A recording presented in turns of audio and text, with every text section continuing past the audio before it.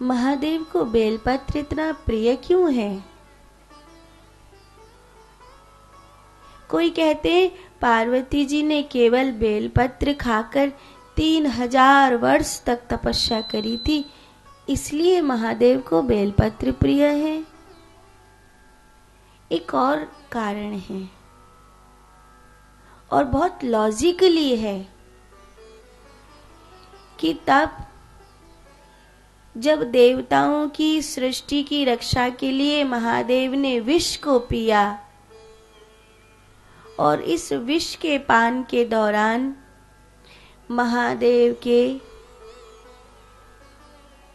विग्रह स्वरूप में एक प्रकार का ताप उत्पन्न हुआ, तो उस ताप को शांत करने के लिए इस प्रकृति में जिस जिस वस्तु की प्रकृति शीतल है और पवित्र है उसे महादेव को चढ़ाया गया। वृक्षों में सबसे पवित्र प्रकृति का वृक्ष, जिसे शीत देने के लिए औषधीय तत्व से भरा हुआ माना जाता है, वो बेल पत्र का वृक्ष है। इसलिए आपने अक्सर देखा होगा कि जब भयानक लू चल रही हो तभी भी कोई बेल पत्र का जो बेल का फल होता है उस फल का जूस बना करके पी ले या उस फल को खा ले तो उसे लू नहीं लगती।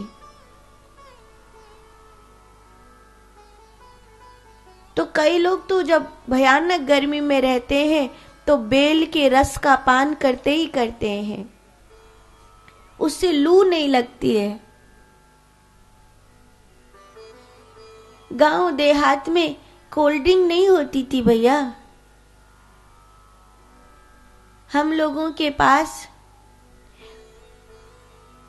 उस ताप में स्वयं को शीत पहुंचाने के लिए प्रकृति ने जो जो चीजें दी हैं हम उनका उपयोग किया करते थे।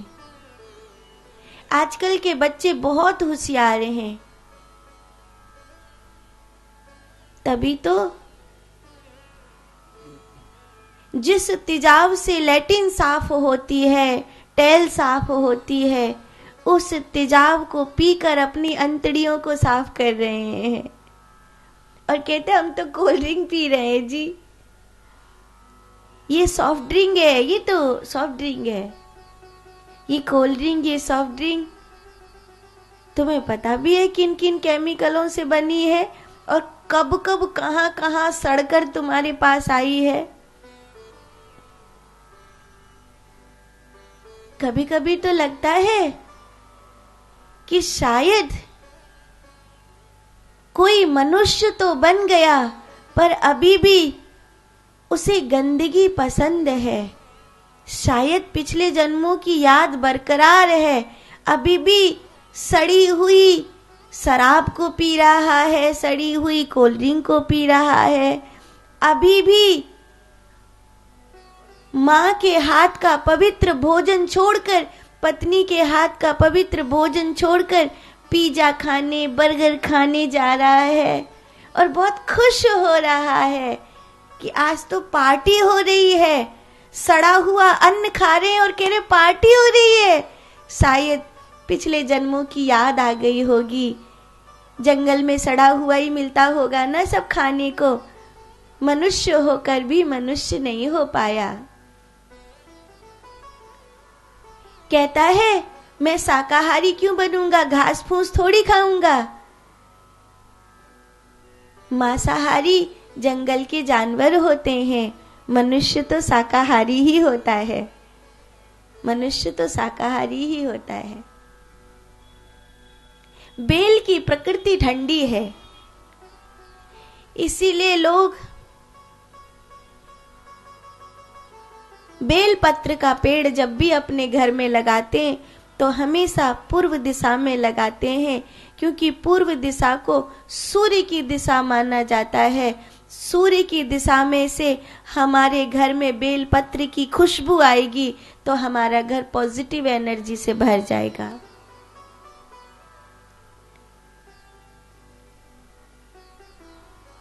जब कोई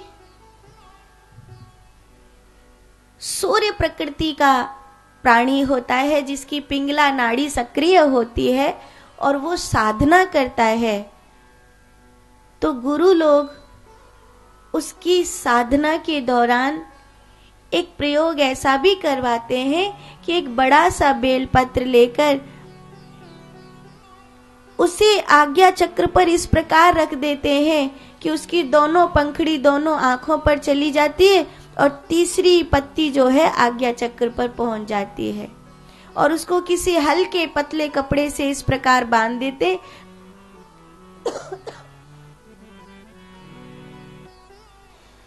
ताकि वो टिका रहे, और फिर कहते अब ध्यान करो।